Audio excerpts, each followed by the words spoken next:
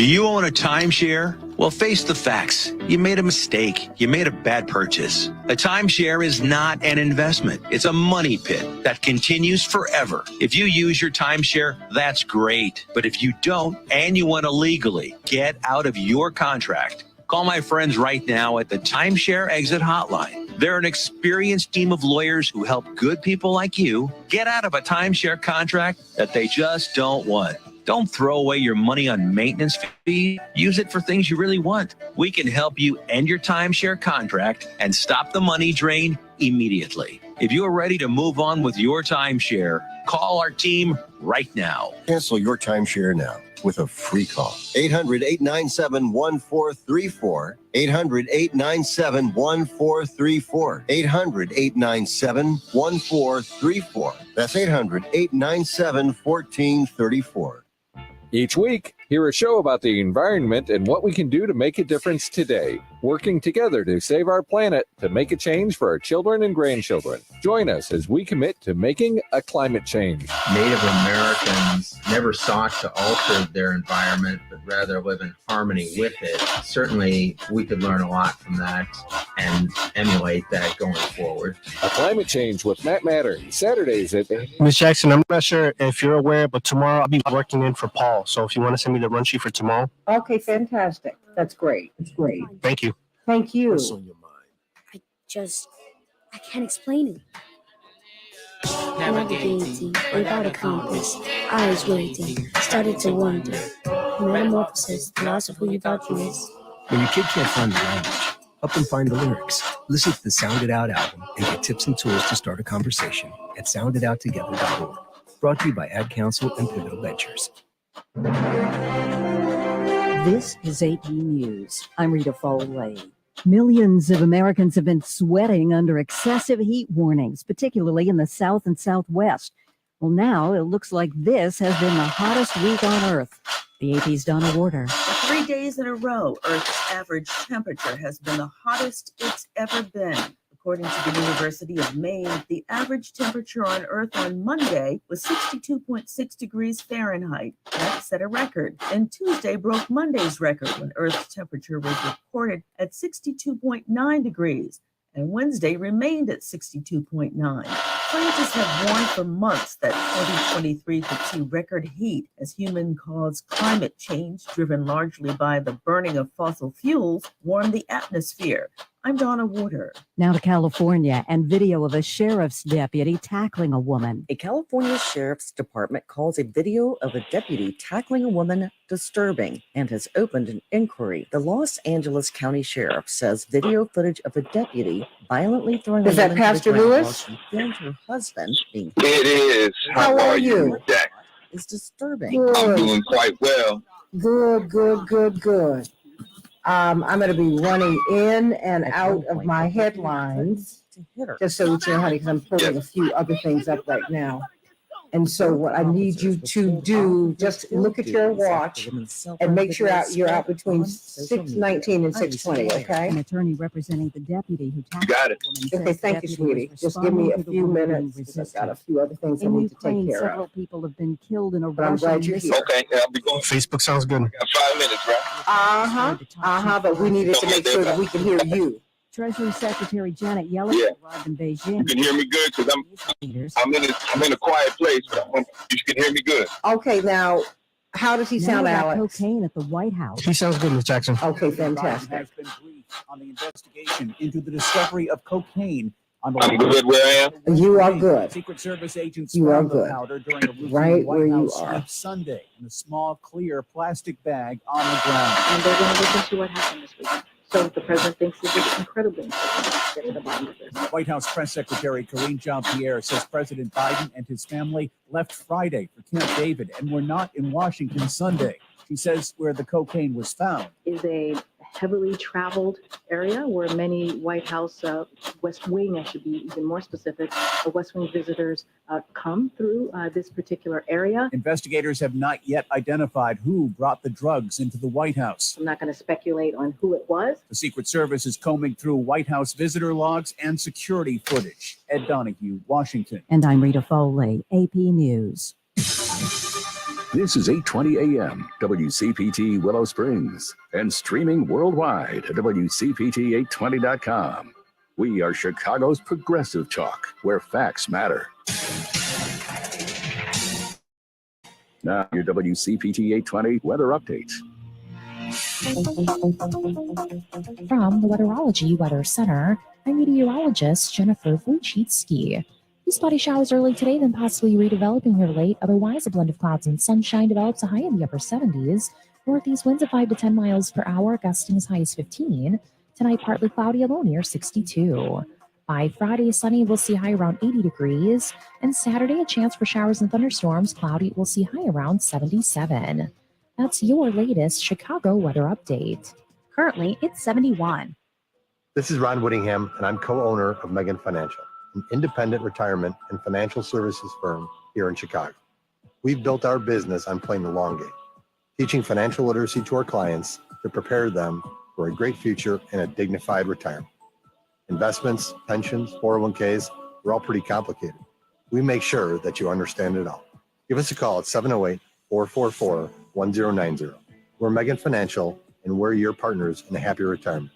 Or visit us at megent.com. Securities and advisory services offered through Santita Advisors LLC, member of FINRA SIPC, a broker-dealer and a registered investment advisor. Santita is under separate ownership from any other named entity. The views depicted in this broadcast are general in nature and provided for informational use only. The views are not necessarily those of Santita Advisors LLC. They should not be considered a specific investment or tax advice. All information is believed to be from reliable sources. However, we make no representation as to its completeness or accuracy. Keep in mind that investing involves risk, including loss of principal. Investment decisions should be based upon an individual's own goal, time horizon, and tolerance for risk. Consult your investment and/or tax professional regarding your unique situation. What is dedication? The thing that drives me every day as a dad is Dariano. We call him Day Day for short. Every day he's hungry for something, whether it's attention, affection, knowledge. And there's this huge responsibility in making sure that when he's no longer under my wing, that he's a good person. I want him to be able to sit back one day and go, we worked together, we did a good job. That's dedication. Find out more at fatherhood.gov. Brought to you by the U.S. Department of Health and Human Services and the Ad Council. Hey, son, how are you feeling? I'm fine, Pops. What's on your mind? I can't explain it. Navigating without a compass, eyes waiting, started to wonder. Metamorphosis, the loss of who you thought you was. When your kid can't find the language, help them find the lyrics. Listen to the Sound It Out album and get tips and tools to start a conversation at sounditouttogether.org. Brought to you by Ad Council and Pivotal Ventures. This is WCPT 820, where facts matter.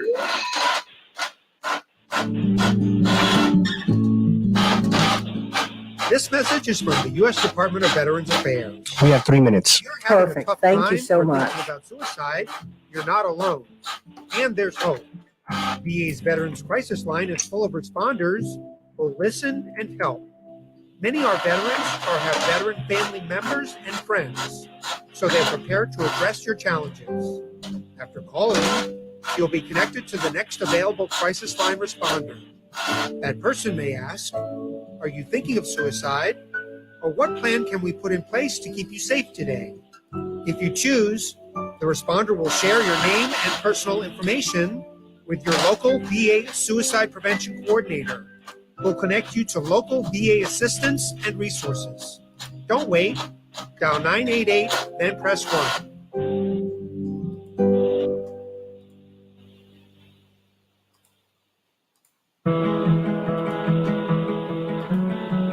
Every day, Mark fights retinitis pigmentosa, a blinding retinal disease. But even while his vision is taken, his family gives him hope. Because whether he's helping run their business or enjoying time at home with his wife and sons, Mark knows he's not fighting alone. For 50 years, the Foundation Fighting Blindness has funded research into treatments and cures for blinding diseases, providing real hope to those with vision loss. And our nationwide community of local chapters provides networking and support for people with vision loss, as well as their loved ones. Because the best way to fight against blinding diseases is to fight together. And for Mark, winning the fight against vision loss means being there for his family. The Foundation Fighting Blindness. Together, we're winning. Learn more about how you can help us end blinding diseases at fightingblindness.org.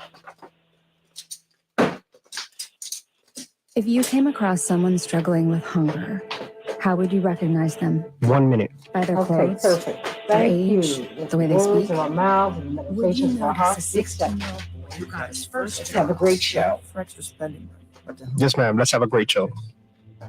Or a mother who's in between jobs and sometimes goes to bed hungry so her kids can have dinner? Or a 14-year-old girl who signs up to every after-school activity not to make friends but just to get something to eat? Or a retiree who fell ill and had to choose between getting medicine or groceries. I am the one in Native Americans who struggle with hunger. People you pass by every day but never knew were hungry. I am hunger in America. Hunger can be hard to recognize. Learn why at IamHungerInAmerica.org. 10 seconds. Okay, perfect. Thank you. Strong and the Ad Council. Stand by. WCPT 820, where facts matter. We can change the world, change the world, change the world.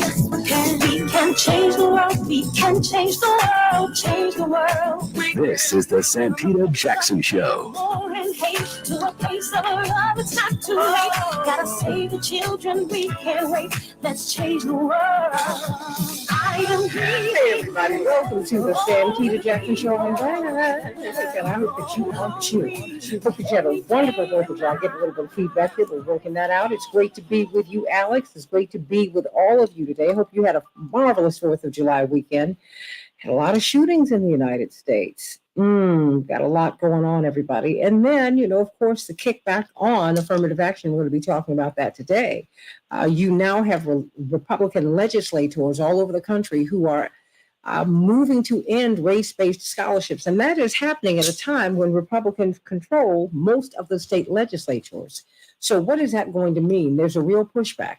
But that's a little bit later. Of course, Dr. Max Wolf will be talking about the courts and the economy. But first, we got to talk about what's happening in France with Nahel Merzouk, 17-year-old North African immigrant who was killed by the police. The police who told him just before he did kill him, I will put a bullet in your head.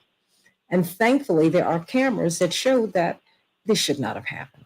So let's talk about that, because indeed, many people have wondered if the Macron government would be able to survive this. It was reminiscent of the protests are reminiscent of what happened in the United States behind George Floyd, except they have been increasingly violent. And the more violent they've become, the more widespread they've become, the less we have seen of them. Isn't that interesting? So I want you to call me at 773-763-9278. And what do you think about these Republicans targeting minority or so-called scholarships for people of color? What do you think? I want you to call me at 773-763-9278. Did you see the All-Star game? Look, it was just a great, great weekend. But wow, what about that storm yesterday? Was that insane? After it was over, my mother and I talked, and she said, whoa, are you okay? Because I live kind of high up in my building. And she said, I hope you went downstairs. No, I didn't tell her I did not go downstairs. First of all, I couldn't go downstairs because I was trying to get home. I was in a car, and we had to pull off to the side of the expressway because the rain was so fierce and so violent that you had no control of the car. Unbelievable, everybody. Let's get some of these headlines. At least 20 people died in mass shootings over the 4th of July weekend. There have been at least 21 shootings in which 4 more people were killed or injured since the start of July, according to the nonprofit Gun Violence Archive, everybody. And of course, everyone's looking at Philadelphia. People are looking at Baltimore. But this is an American dilemma, and we need to deal with it. July 4th was Earth's hottest day on record. Wow, how hot? The average surface temperature was 62.92 degrees Fahrenheit. The U.S., China, Antarctica, and the north of Africa were all much hotter than usual. Wow. Our summer, the return of El Nino, and climate change are to blame, according to weather experts, everybody. UPS moved one step closer to a proposed nationwide strike. Contract talks between the shipping giant and a union representing its workers broke down yesterday. If no deal is reached, a strike can start next month. A migrant boat tragedy in Greece may have been preventable, everybody. We haven't heard much about this tragedy, but it did happen. A boat with as many as 750 human beings, migrants on boats, capsized off the Greek coast last month. It was the deadliest Mediterranean shipwreck in years. The Washington Post retraced the route of the vessel, and their investigation showed that Greek officials might not have been as candid as they needed to be when they said that they did everything required of them in the rescue mission, everybody. And those are just some of the headlines on the Santita Jackson Show. We'll have a high of 72 degrees or 70s today in Chicago. Partly cloudy, Minneapolis, St. Paul, 77 degrees, mostly sunny. Major League Baseball, well, the Twins 5, the Royals nothing, the Cubs 4, the Brewers 3, and the Blue Jays will be playing the White Sox here in Chicago today. Then WNBA tomorrow. The Dream will be facing off against the Sky, and the Lynx will triumph over the Fever, 90 to 83. I am Santita Jackson, coming to you from WCPT, the nation's largest progressive talk radio station, and AM 950 Radio, the voice of progressive Minnesota. My love to you, Mr. Hines and Sounds of Blackness, who've been reaching out to us, sending him Gary Hines. I love him so much, and Reverend McAfee and Spike and all of my friends up there. And of course, my AM 950 Radio family. I love you all. It's a joy to be with you and an honor to be with you each and every day. Thank you for giving me the opportunity to speak to this audience. I want you to call me at 773-763-9278, 763-WCPT. I'm honored to bring before you today one of these new young ministers, someone I grew up next door to him. Had no idea that he had aspirations for the ministry. Had no idea. But you know what? It makes sense. His grandfather was a minister, and even his father, the iconic Ramsey Lewis, at the foundation of his music was church music, because that's where that musical icon began, in the church. That's the best training in the world. Well, now he's got an exciting ministry, Pastor Robert Burton Lewis. I'm so proud of him. I don't know what to do, but he is at the Joy Life Center every Sunday at 94th and Oakley here on the south side of Chicago. It's a joy to have you here, Pastor Lewis. How are you? Hey, Miss Santita, how are you? Oh, you know you trying not to call me Sandy. It's okay. So these habits are hard to break, everybody. I've known him since before he was born. He and my brother Yusuf are the babies. So our mothers were pregnant at the same time and all of that. We are forever neighbors. Forever neighbors. We can't help it. we can't help it. Wave goodnight to each other for 1,000 years, all that. But you are ministering now. I'm so proud of you, Pastor Bobby, as your congregation calls you.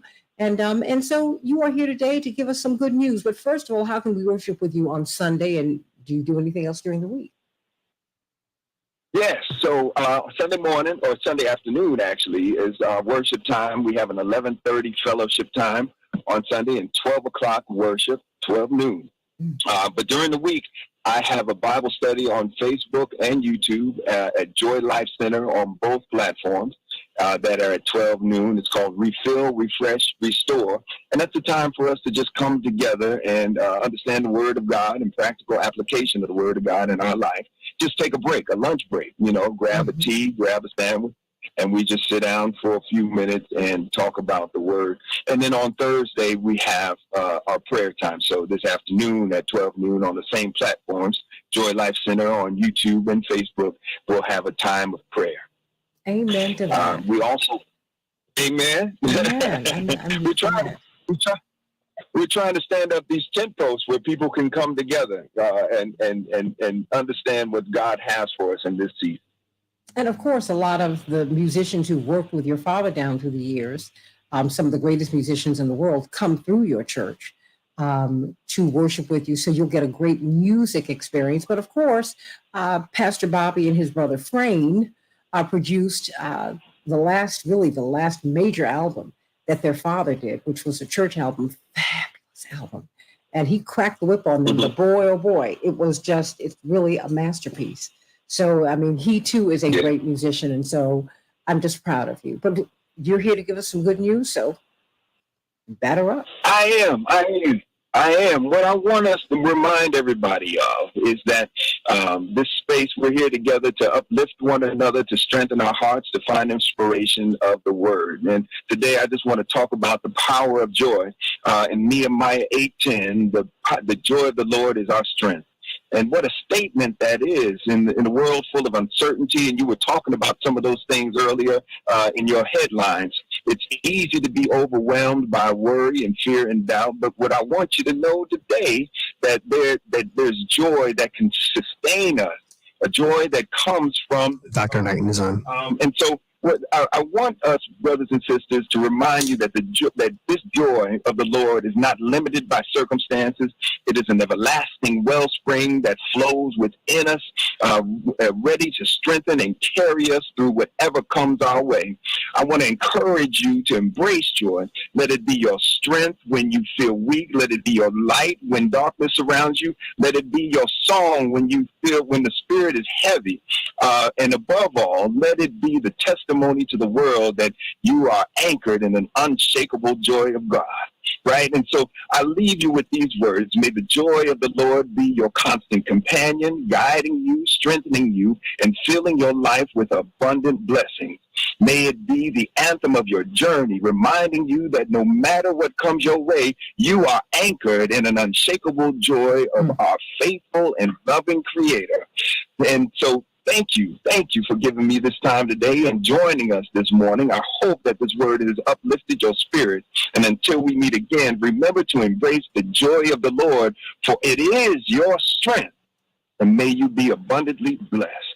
Amen. Amen, Pastor Bobby. Let that be your baseline. For so much of us, sadness is the baseline. And I thank you for that reminder this morning. This joy that you have, the world didn't give it to you. The world can't take it away. Come on now. How can we worship with you again? Where is your church located? Our Joy Life Center is located at 9401 South Oakley. And please join us. Our worship time is at 12 o'clock on Sunday mornings. And if you are out of the city or you can't get to the location, you can join us on Facebook and YouTube at Joy Life Center. Joy Life Center. So proud of you. And I know your mother is in heaven doing a dance. This is all Miss Geraldine wanted for you. That's right. That's what she wants. That's what she wants. We love it. We love it. Mrs. Geraldine Lewis had 7 children, and boy, she and Miss Connie kept everybody in line, and we love them all. And of course, Kevin and Ramsey are up there sitting on the front row with her too. Just love, and your dad. Just love it, love it, love it. So, I'm just so blessed to have. You're my family, and I just thank God for you today, Pastor Bobby. Thank you so much, Ms. Jackson, and I hope to continue with you in this journey. It's been so wonderful to share with you and catch up with you. I really, really do appreciate you. More than I can say. And of course, we had a wonderful time at this wonderful celebration that Pastor Bobby and Frame pulled together at Millennial Park. It was fabulous, wonderful, wonderful, wonderful. And it was just a joy. I need to jump in there and say, if your audience doesn't know how well you sang, and not sing, but sang, I'm going to tell y'all that Miss Santita Jackson can sing.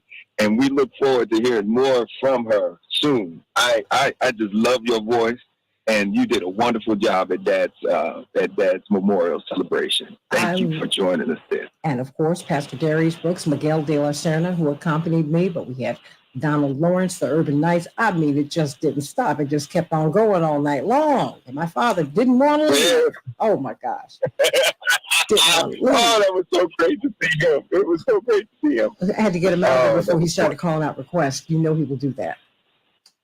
Yes.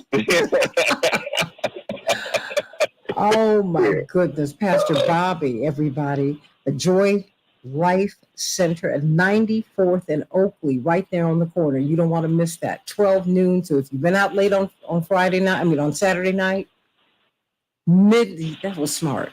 12 o'clock is when they begin to worship. That's smart. That's smart. No excuses. No excuses. No excuses. No excuses. No excuses. Go on over there, everybody. The Joy Life Center at 94th and Oakley. Pastor Bobby Lewis, everybody, sending you so much love. We've been talking about, Pastor Lewis, we've been talking about hygiene poverty. I have one of the world's leading infection preventionists who comes on with me every day. And we've got to get her out to your church, although she's based in Cleveland. It would be wonderful for her to do a Zoom meeting with all of you. I'm going to keep her on after the break for a couple more minutes. But we've been talking about hygiene poverty. So many people in the United States of America lack access to basics, and particularly our young ladies, the sanitary products that can help them to be free of infection or to lower infection. Talk to us about hygiene poverty and as it relates to our young ladies and women. Good morning, Santita. So I think overall, I'm just going to give a brief description of it just in general. Hygiene poverty is the inability of someone to be able to afford materials to be able to manage their hygiene and sanitation. So that could be of their personal being, or that could also be of their environment within itself, which we know and it scientifically shows can pose serious health risks for an individual by not having a clean environment or by not being clean. This is often faced, with individuals that may not have access to soap, may not have access to toothpaste, they may not have access to proper laundering facilities. So the list goes on in regards to someone not having access to the things that could keep them safe. When it comes to women and girls specifically, we know that when girls and women have access to safe and affordable sanitary materials to manage their menstruation, they decrease their risk for infection.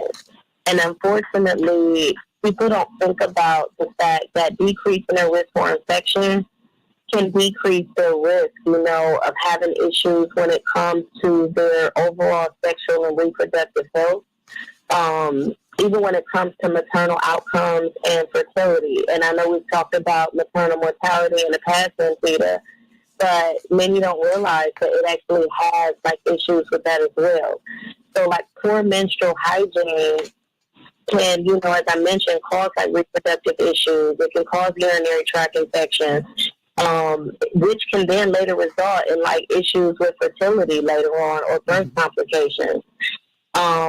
Something as simple as neglecting to wash your hands, after changing menstrual products can spread infections such as hepatitis B and thrush. And so there's a significant amount of risk that's associated with it, but yet it is a place that is rarely discussed. And so recently, I know I had sent you an article just showing you that when a state invested in menstrual products for women that were incarcerated, they were able to heavily reduce the amount of infections, the amount of healthcare visits that were associated with women, and with women productive health. And so it is something that is well known. However, it's not something that's necessarily guaranteed, which is sad. Women and girls do not choose to have, let's say, menstruation. However, it is one of those things that products are taxed. Products are not readily accessible, and it is not a one-size-fits-all model, meaning that some people need different sorts of menstrual products in order for them to be able to manage. When we even think about our young girls, Santita, there was some statistics that was dropped in 2020 that showed that 1 in 5 girls miss school due to a lack of menstrual products. And so it's ignored as being like a public health crisis when someone is unable to afford products such as pads, tampons, or liners in order to be able to keep themselves safe. And if you can imagine someone not having resources, them using rags, paper towels, toilet paper, cardboard, and other things that can put them at increased risk is absolutely leading to this being an ongoing problem. And so one of the goals that I have, as well as I'm sure many others, is making sure that we can work towards menstrual equity and use this as one example that hygiene poverty does exist and that just even focusing on this issue can make a world of difference. So we look at maternal mortality. for all women, white, black, brown, yellow, and red, being the worst in the United States of any nation in the so-called developed world. There's a connection there. As we look at what getting these products can mean to our incarcerated sisters, what that will mean. But think about our young ladies who are in school, in grammar school, in middle school, in high school, in college. People are struggling. As you could hear from the commercial that preceded my show, hunger has so many faces and so many people. You know who you're sitting with, who you're sitting next to on the bus, you're sitting next to in the office. They're hungry. They cannot afford basic things, and it's not their fault. Wages have risen, but not as high as inflation. So think about that, everybody. We got to figure out a program. Dr. Shanina Knight and everybody. Hey, Dr. Nina, Heydrnina. Let's talk about hygiene poverty, everybody. Let's think about it. First, let's talk about what happened in France. The police officer looked at the 17-year-old North African immigrant and said, I will put a bullet in your head, and then did it. Back with more of the Santita Jackson Show. Just a minute. Whew. Dr. Knighton, thank you so much for that. Absolutely. Yes, and I was going to say it's, one of those things that people tend to take for granted, and when we think about something as far as, like, let's say even SNAP benefits, I keep saying this, but there's no reason why certain products should not be included within that equation. And advocating more and more for it to be something that is included. It's very disturbing, that, let's say, WIC benefits, can be offered. And if anyone is, like, familiar with WIC, it is supplemental nutrition programs for women. But somewhere within there, in some of these benefit programs, you have to think about what occurs, for a woman and how is it that they can be assisted, like in terms of receiving items that they know are going to cost money, and knowing that individuals have, like, their own tailored needs, and women have their own tailored needs. I just think there's some things that ought to be built into the system. When you look at women, our reproductive health is tied directly to our overall health. So you learn that when you are becoming a young lady, when your menstrual cycle begins, that you have to be very, very careful. You need to track it, because if it does not show up, pregnancy is one issue, but there's so many others. If your menstrual cycle does not show up, it's indicative that something else is going on in your body. For women, it's not. Women and men are different. We are different. Biologically, we are different. And we have different needs. Now, if you can come up with fake Viagra for men, which I was hearing advertised on the television this morning, this guy was so, no pun intended, excited about getting fake Viagra, generic Viagra to people, to these men, and you can get it. You mean to tell me you can't get these products to all women? I don't care what your income is. I never could figure out, Dr. Knighton, how you would need, when you went to the restroom, how you needed to put a dime in or whatever it was so you can get feminine products if you didn't have any. I'm like, really? For what?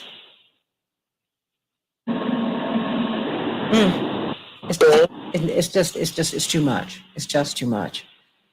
So, there we have it. There we have it. But we're talking about this young man, this teenager. Let me characterize him correctly. This teenager who was killed over in France, and that it's turned the country upside down. Many people in Paris are not feeling it immediately because so many people of color are being pushed to the suburbs, just like we're seeing in the United States. If you don't have money, you don't live in the urban world. If you're not a person of means. But France could get another republic out of this. There's a lot going on. So we've got... We have 1 minute, Ms. Jackson. Okay. So far, we have Attorney Hoffler and Attorney Patillo. Okay, fantastic. Ms. Wells didn't answer. I'll try calling back. And also Attorney Sanat didn't answer, but he called back. So I'll be calling him as soon as we're live. Okay, but you know what we're going to do? We'll wait for Ms. Wells because I need to go right into this segment, okay? Okay, should I call it back at 7:30? Yeah, that would be better. Okay, great. All right, we have about 30 seconds. Okay, hi CK, hi Robert. Good morning. Great. You know, and make sure we're not on speaker, and we're going to come right on up. And everybody, CK, we need to do something with Dr. Knighton on hygiene poverty and getting these hygiene products to young ladies and women and girls. 10 seconds. Okay. Because that, I mean, it's. I missed the last Talk to you about it. Stand by. Okay. I'll definitely talk to you about it. Okay. We can change the world, change the world, change the world. We can change the world, we can change the world, change the world. This is the Santita Jackson Show. War and hate to a place of love, it's not too late. Gotta save the children, we can't wait. Let's change the world. I am green. Hey everybody, welcome to the Santita Jackson Show. We're going to be talking about affirmative action. Republicans are making moves all over the country to end race-based financial aid programs. It's happening in Wisconsin. It's happening at the University of Missouri. It's just happening. And with these state legislatures controlled by people who support the end of affirmative action, what is going to happen? No race-based financial aid when most Black, brown, and indigenous people are under the boot. Let's talk about that. But right now, let's talk about what's happening in France. Indeed, France is in real dire straits because a 17-year-old young North African immigrant was told he was driving this expensive car and he was not handling the vehicle well, to put it generously, but you know, that happens. And he was stopped by the police. And fortunately, a friend was in the car with him and gave us an eyewitness account of what happened. And he said, Nahel Marzouk, when he was stopped, the police officer looked at him and said, you know, I'll put a bullet in your head. He said, I wanted to establish the truth because there are a lot of lies that have been told about what happened. His friend said, I want to tell you the story from A to Z. They were driving in the bus lane when they noticed police motorbikes following them with flashing lights, and the police stopped the car. And then this young man said an officer approached the window of the car and told Nahel to lower it before saying, cut the engine or I'll shoot you. The young man then claimed that the officer struck Nahel with the butt of his gun. Then the second officer arrived and also hit Nahel with the butt of his weapon. Don't move or I'll put a bullet in your head followed. And that is what happened. So we need to talk about that. More than 3,000 people have been arrested. And it's just a whole lot going on in France. We've got, of course, attorney C.K. Hoffler and attorney Robert Patillo. Robert Patillo, why don't you lay out for us what happened? Well, this is being called France's George Floyd moment. This is about Nahel, but it's about so much more. It's about the entirety of European immigration policy with regards to African migrants coming across the Mediterranean, or as they call them, they're the boat people. And I find it interesting that France does not mind African migrants like Victor Wembanyama or Rudy Gobert or Evan Fournier, so they can help their basketball team or their sports team. You know, the Greeks, they don't mind. Attorney Sanat and Reverend Yuri are on. All your guests are on. There. But you've seen immigration policy in Europe being draconian to levels that will put America to shame. The same crisis that we're having at our southern borders, the same crisis they're having in the Mediterranean, partially driven by climate change, which is destroying many of these environments, driven by the residual post-colonialism, where the European nations destroyed Central and South America, Central and Sub-Saharan Africa, and those migrants have to go somewhere. So might well go to where your resources are located at. If you're going to keep all their diamonds on a stick, on a crown, then maybe we should be there too. But we've had this simmering tension throughout Europe. And as a result of that, we've seen right-wing governments start to rise up across the continent, whether it's Viktor Orban in Hungary, Giorgia Meloni in Italy, Macron has lurched further into authoritarianism in France. And we saw this while the submarine was being chased all around. We saw a migrant boat with 700 people off the coast of Greece sinking. And this has been happening consistently. So all this bubbles over and has bubbled up into these series of protests where you have hardline francophones who are arguing that this should be the justification for even harsher immigration policies, saying that these people are coming here and destroying Paris, destroying France. We heard Donald Trump talk about that during the last campaign cycle. And alternatively, many migrants' rights and refugees' rights groups are saying that this is proof of the mistreatment and the discrimination that the immigrant populations are experiencing, being treated as second-class individuals within those countries, and they're calling for greater reform. So Nahel is the match that lit the flame of the revolution, but the revolution has been simmering there for a long period of time, and all of the European nations are going to have to wrangle what to do with this migrant crisis, as they call it, as far as Great Britain, but they're talking about turning away boats in the Dover Straits.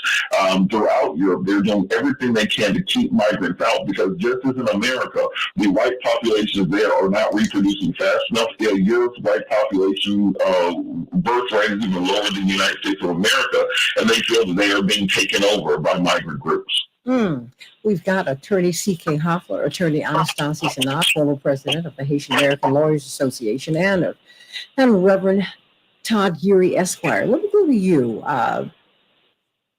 Attorney Sanat. I mean, because you and Attorney Patillo have ties, direct ties to France, because, you know, you all are Haitian American. But we have direct ties to France, given the role that they played in our revolution. We just, you know, we are very closely tied to these European powers. It's interesting when you speak to many people who are French and who are Black in French and who are Arab in French and who are Muslim in French. They say this only happens to us. Attorney Sanat, your thoughts about what happened to young Nahel? I think it was sad that it happened to him. It's unfortunate. I agree with Attorney Robert Patillo that this is more than their George Floyd moment, because honestly, what happened to George Floyd affected and impacted the world, and there were protests throughout the world on behalf of George Floyd. Unfortunately, here in the United States, we have not gone ahead and protested what happened to this officer and what happened to this young Nahel Merzouk. What we do know is that in France, their laws allowed for this particular officer to be arrested and what is equivalent to being charged for what they call voluntary homicide. So he murdered this young man. The French took a swifter action and placed him in custody. But when it comes to dealing with white supremacy, which is what we're really talking about when we're talking about our history, how does it impact people?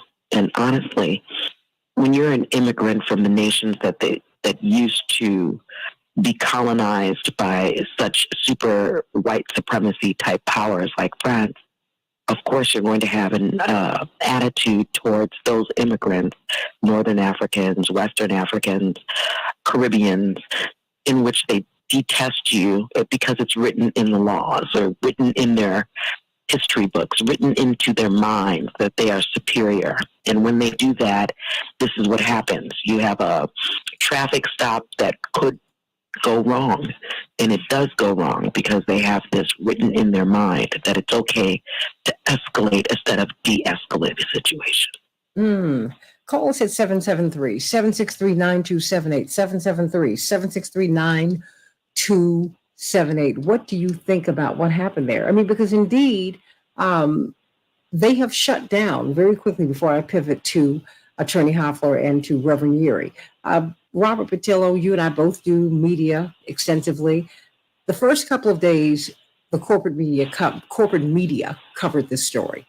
But as it extended, as it became more violent, part of the reason that we did not in the United States protest is part of the reason we didn't protest in the United States is because we stopped hearing about it. And we did not get that story. I mean, we didn't see the video. We didn't see any of it. Robert Patillo. You're absolutely correct, and this is why I think I say it every time that I'm on that people have to start looking for additional sources for news and information. That if you're waiting on the American news media to tell you what's going on around the world, they spent 3 days trying to find a bag of cocaine in the White House. Meanwhile, the Israelis are doing a full offensive and full intifada against the Palestinian communities, killing dozens of Palestinians right now as we speak. For no apparent reason, but that gets no U.S. coverage. You want to talk about the protests that are going on in France, those have also spilled over into Belgium. We've seen migrant uprisings in Switzerland, throughout Europe. These migrant groups are standing up against oppression that they're experiencing at the hands of the old colonial powers. And the colonial powers are basically saying, no, we're not going to forgive colonial debt. We're not going to give back the resources that we stole. We're not going to pay reparations for the damage we did to your countries. Also, don't come here. And that's generally the attitude of both Europe and the United States of America when it comes to their former colonies. And then we depend on the mainstream media. If you're expecting Joe and Mika to do a breakdown on this in the morning, you're going to be waiting a long time. And we have to be ready and prepared to find alternative sources of information, such as this show. This show can just be a jumping off point for you to kind of dive into news sources around the world, because that's when you really start seeing and empathizing with the struggles that the people have. And that's part of the reason that the American government and COINTELPRO have always worked to separate the Black American struggle from decolonization struggles around the earth. Because once you start bringing those groups together, it's harder to oppress one group when they're united. Absolutely. We should all know about this. And you have lived extensively in Europe, Attorney C.K. Hoffler. Indeed, oftentimes when Reverend goes to these French-speaking nations, including France, you have been his interpreter. Part of the reason is because you're like, wait a minute, there are nuances in the language. I don't want someone to give Reverend Jackson the wrong message. What about this? I mean, many people in France, you've got a lot of French friends, and as do I, they say, look, this routinely happens to Black, Arab, and Muslim people. Routinely. And here we are. This police officer said, I will put a bullet in your head. And that it, I mean, before that, hit him with the butt of the gun twice. I mean, what is that? Well, Santita, it is what it always has been. This is not new. You know, the last time I lived in Paris and lived in Switzerland was 1982. And in 1982, and now I'm really giving my age, but in 1982, I was a student at University of Geneva, and I spent part of the year in Paris as well. And at that time, there were of course, there have always been large numbers of immigrants that lived in France, particularly in the urban areas in Paris and in all the big cities. Large numbers, generations. And just like we went through the Harlem Renaissance in the United States, there was a negritude movement that happened in Paris and in many other French-speaking countries. So the whole notion of this type of violence exerted against immigrant communities in France, in England, in Portugal, in all of the colonial countries, if you will, is nothing new. In fact, it's as old as a raggedy old ugly shoe. The only difference is, I see, that it is true that the George Floyd murder did sensitize the international community and mobilize them, including the UN, to really say this issue that happened in the United States has been happening everywhere, and we stand in solidarity with the African Americans and Black folks in the U.S. to condemn what happened to George Floyd. Now, the reverse hasn't happened because for all the reasons that we've already discussed. But what I make of it, Santita, is the same old story. Oppression is oppression. Discrimination is discrimination. Racism is racism. And they are alive and well in France just like they are here. The only difference is they haven't had really a civil rights movement the way that we've had. They didn't have, your dad, Reverend Jesse Jackson and other leaders, really Reverend Jesse Jackson, led the way in terms of civil rights sensitivity in Europe decades ago, not recently, decades ago. So, but they haven't gone through the movement that we've gone through. So they don't have, while we do complain, and I know we're going to talk about the U.S. Supreme Court, about what's happening on the U.S. Supreme Court, their judicial system, which is completely different, civil code, is not as evolved as ours is. So there are people, you talk about us having people in jail that haven't been indicted, just waiting and waiting. These systems in France in particular, just horrible. If there were an examination of the penal system in France, you want to talk about human rights abuses. We could really talk about human rights abuses. So what I make of it is it's a tragedy. It is perhaps, yes, maybe there are George Floyd moments. There have been hundreds of thousands of these moments and outside and around Paris. I remember in 1982, I was living with a French family as part of this exchange program I was on, and they knew I was Black from the United States. But at that point, in 1982, I remember the French father making disparaging comments about all these Arab people just, destroying the fabric of the country and taking over the country. This was 1982. And that's having a very, very significant debate in 1982 about this. And they were very serious. The same in the 60s and 70s in Switzerland. I lived there. They were very concerned about the impact of all of these immigrants coming in. They didn't mind if we were doing the menial jobs, but in a country like Switzerland, like in Geneva, you had very, very, very, very rich oil families that bought segments of the country, and for lack of a better term.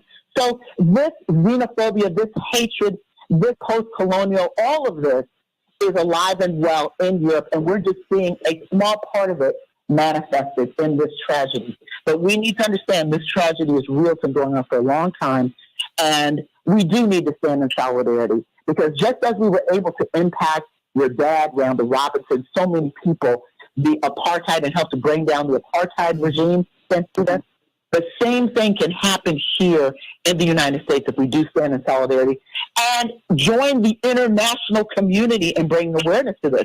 And one vehicle is really the United Nations, because people don't even know how to protest. How do they stand in solidarity? How do they express their dissent? How do we do that here in this country? Because there aren't vehicles. We know that the media is not giving us the full reporting, and there's not that much interest. If you want to find out about what's going on in the world, you've got to look at BBC. You have to look at the French station. And if you don't have the resources to have all of those channels, well, then you're going to be restricted to CNN, Fox, and MSNBC. And I'm not saying that they're going to provide some news, but you're not going to get a full flavor of what's happening in the world. They don't give you much. And they shut down the information. As the protests grew, the coverage shrank. Yeah. And there is something to be said for that. As the protest grew, the coverage shrank. I mean, Robert, what are they on? Anastasia, they're on their Fifth Republic or so. I was like, Fifth Republic, yeah. I said they could be moving into the Sixth Republic on this, but no one wants to talk about it. I mean, and Anastasia, yes, I'm sorry. Yeah, they might move into the Sixth Republic, but they're not going to move into a Sixth Progressive Republic. Mm-hmm. That's my point, because they haven't gone through what I believe they need to go through in France, in Britain, in a lot of those countries in Europe. They haven't gone through the same things that we've gone through here. Mm-hmm. And while we do fuss and complain about things here, from a human rights, civil rights, immigration standpoint, it is a lot worse in my impression. Having looked and analyzed the laws in those countries, a lot worse in those countries for Black and brown people. Like you said, they don't have the representation, and they have not attorney. I'm asking you to put your attorney hat on, Reverend Uri. They do not. There has not been that movement, but there's not been that cohesion. That the one-drop rule, so many things that worked against Black people for hundreds of years really worked in our favor when we have had to fight for freedom. But your thoughts about this, because we're not hearing about it, but when you hear the details of what happened to young Nahel, he was only 17. He was a child. It's stunning. I mean, they hit him in his head with the butt of the rifle twice. and then said, I will put a bullet in your head. Can you imagine what that boy and his companion were going through? The fear. Reverend Yeary. Good morning, Santita, and to your guests, my colleagues. The fear is the objective. The objective of using intimidation as a mechanism to control and to impose conformity with expectations, whether they be lawful or not. So the story really kind of fits a paradigm. It is a framework that is used to not only control a Nahel, but to control others like him, because others will then get the message that this is the expectation of how you do go, when you go, and how not to go wherever it is that policing is used to control the movement of certain groups, to make sure that there's population control of a number that far exceeds the number of police. So what do you use? You use the threat of violence, the ability to take someone's liberty or their life, and you leverage it to be able to get them to conform to whatever the social standard is for order. The fact that we don't get the reporting the way that we would expect to get it is not a shock. Remember, while we have this, I think, a very appropriate but sometimes purist notion of what the news should be, news very likely in the United States and in other countries that kind of emulate and imitate the U.S.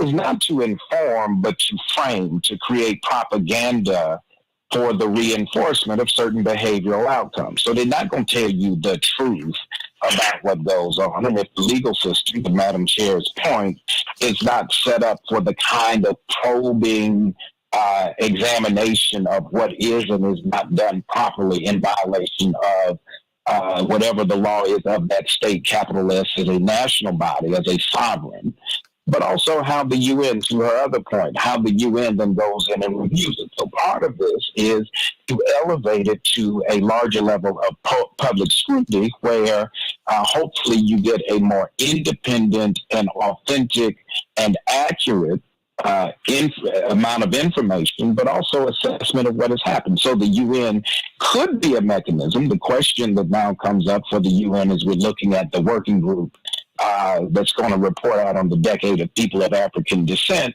where this fits in their report, and whether or not the General Assembly, because of their own self-interest around how the UN gets funded, will then use the ability to withhold dollars to influence the credibility and the detail that will come out in a document for which this incident must be part of that reporting. So when we look at this, Malcolm was right, that we've got to elevate this to the international tribunal to make sure that the world knows about it. Otherwise, you allow countries that are rogue in terms of how they treat their own citizens being able to be authoritarian and totalitarian and abusive and how they treat some communities without anybody ever saying anything about it, and no one raising the amount of international pressure necessary to try to bring about some level of change and to allow the people who are really going to have to drive the change to be able to reach critical mass to force governments to change the way they do business. Anastasia Sanat, I've got about 2 minutes before we go to break. It's amazing how everyone complains about these migrants coming over. What are they doing here? But they don't mind coming into Haiti. They don't mind going into these countries, Guadeloupe and all of these places, and taking their riches. I mean, do the people on the ground in France know how they live on the backs of people of color? I hope that they do. I'm unsure if they do because I didn't go through their educational system. I mean, we're fighting our own educational system and how it's being attacked, as C.K. Hoffler brought up earlier. But I do think what's important for people to realize is that as an international community, we've gotten smaller, and so we should know more about what's going on. In fact, on Sunday, July 9th, from 12 to 4 p.m., there's going to be a rally for Haiti in order to provide them relief, in order to request that France give back what they took from us. So let's hope that people show up and support. It'll be at Federal Plaza, the Daily Plaza.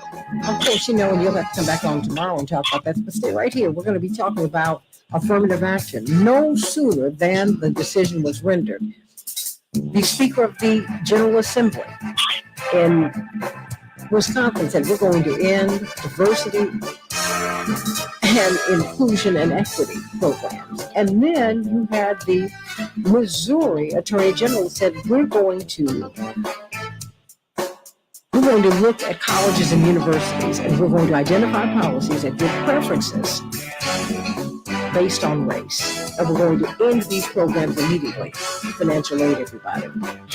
Call me at 773-763-9278. What do you think about that? Coming up, let's talk about that, and let's talk with Dr. Maxwell. Back with more of the Santita Jackson Show in just a few minutes.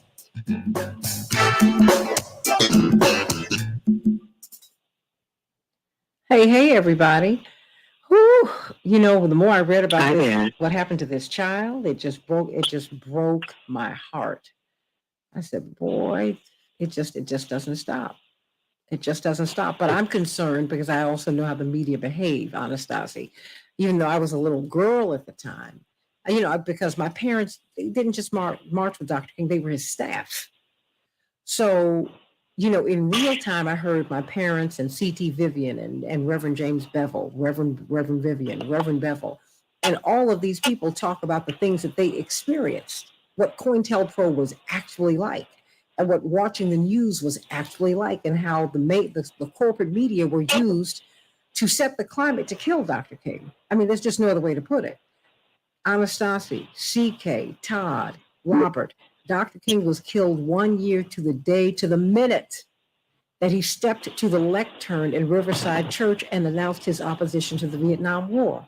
You cannot possibly think that that's a co-inky-dink. Attorney Fancher's on. And as thank you so much, and we welcome Attorney Fancher to the show. I mean, as you said, Todd, this is what they do is they frame the discussions. They don't give you information; they frame it. But there was a big court case that was just won on the Biden administration is being prevented.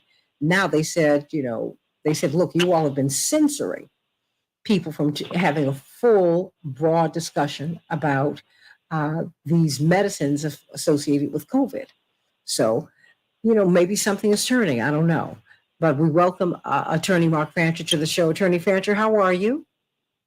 I'm fine, thank you. Good morning. Of course, you're on with C.K. Hoffler and Attorney Robert Patillo, Attorney Anastasia Sanat, and Reverend Todd Yeary, Reverend Dr. Todd Yeary, Esquire. But we're pivoting from the conversation about young Nahel Mahfouz to what's going on with affirmative action. But do you want to say anything about what happened to the 17-year-old boy who was killed who was murdered by the police in France?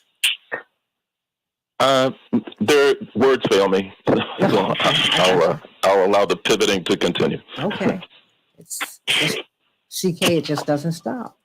Now, how did you, when you heard your host family, bless his heart, going off about the Arabs, how did that make you feel? How did you navigate that? It was terrible. And I wasn't thinking bless his heart. I really wasn't thinking bless his heart, because I was thinking, what? Because from my standpoint, he might as well have been saying those dirty, because he said things like that, those dirty Arab people. He wasn't just saying, the influx of this. And so it was personal to me, because saying dirty Arab is like saying dirty black, is like saying, he was talking about us. Absolutely. And right. I thought he was talking about me. And I was, so that's how I felt. So we had an argument. And because I was I was a fluent French speaker at that time, I could really express myself appropriately to him, which I did. So I felt awful. This was 1982. And I can tell you the experience, I only lived with them for maybe 3 months, the experience of having, and I think it was the first black student that lived with them, having an African-American student live with them and having the spirited debates that we had, probably opened their eyes more, because they just didn't see it from their vantage point of privilege. They just didn't see it. And what they saw was just the denigration of their extraordinary society by these people of color, and they called Arab people dirty Arabs. That's how they refer to them. That's how they probably still refer to them. Dirty Arabs, dirty blacks, dirty everything. And the Swiss people who again, I grew up there, their country was so pristine and clean. They felt it was a racial thing, but they also felt culturally that, Americans with our dirty ways, we would just throw trash on the ground and stuff like that. In their minds, were changing the country, and these rich Arabs. So now we've gone from these rich Arabs were buying up and changing the culture of Switzerland, Geneva in particular. So I think part of it's xenophobia. Now, Switzerland didn't colonize per se any country, but the concept, the xenophobia, the hatred, the fear of the other is ever present, and so we just have to be mindful of that. That's historical. Does anyone else have anything else they want to add? And just last thing for me, I think that for American black folks and Americans in general, start thinking about where you spend your vacation dollars. I know you want to see the Eiffel Tower, but do you really want your money going towards a regime that is going to be discriminating against people who look like you and have a very similar story to you? Do you want your dollars supporting colonialism? Ghana is nice this time of year. So is Liberia, or plenty of places on the continent. So maybe you can skip that croissant and maybe get some food and send a message to these European powers. I agree with that, because I think that there's a reason that it's cost prohibitive to go to Africa. But when you get on a plane and go to an African country, you're the only black person on the plane. And everybody on the plane wants to know, what are you doing? Why are you going? And then oh my goodness, when Reverend Jackson comes on the plane, a chill. I've been on the plane with him many times. A chill settles in over the plane. The whole temperature changes. They want to know what is he doing here? Why is he going? Do you have any idea? They get real worried when they see him go over there. But I don't think we need to separate what's happening here from what's happening there. It's all the same. Whether you call it slavery or whether you call it, colonization, it's all the same. So we don't need to make these countries more of a pariah if we're not willing to look at what's happening in this country. So I think the analysis has got to be consistent. 30 seconds. And if you feel that it doesn't set well with you here, it's not going to set well with you what's happening there, because it's the same thing. 17-year-olds, I could list about 15 off the top of my head, 17-year-old African-Americans in this country, 16, 15, 14, 13, that experienced 10 seconds. killed at the hands of law enforcement. I'm coming up. When y'all hear my voice, Stand by. I got to go. Okay, stand by. But it's all great. Stand by. We can change the world, change the world, change the world. We can change the world, we can change the world, change the world. This is the Santita Jackson Show. War and hate to a place of love, it's not too late. Gotta save the children, we can't wait. Let's change the world. Hey everybody, welcome to the Santita Jackson Show. It is Thursday, July 6th, 2023. Hope that you had a wonderful 4th of July weekend. And I'm coming to you from WCPT 820, the nation's largest progressive talk radio station, and AM 950 Radio, the voice of progressive Minnesota. We've been talking about what happened to young Nahel, many people saying Nahel M. Merfouz, North African immigrant in France, who's been killed. The whole country's been up in flames, up in arms over the murder of this boy by the police. But now we're going to pivot to what's happening in the United States with affirmative action. All of these issues are tied together, everybody. They're all tied together. The European powers have built their wealth off of these countries of color, but they don't want the people who they've robbed, essentially, to come to their countries, which are their homelands as well. It's something going on here. And then we look at what's happening in the college system in America. College is increasingly unaffordable for middle-class people. Indeed, the University of Chicago, where my father went to graduate school, for an undergraduate, it is officially $100,000 plus dollars a year. $100,000 per year to go to that school undergrad. NYU, same thing. You can just keep on going. How's that supposed to work? How are we going to remain the land of opportunity? And what about ending race-based financial aid?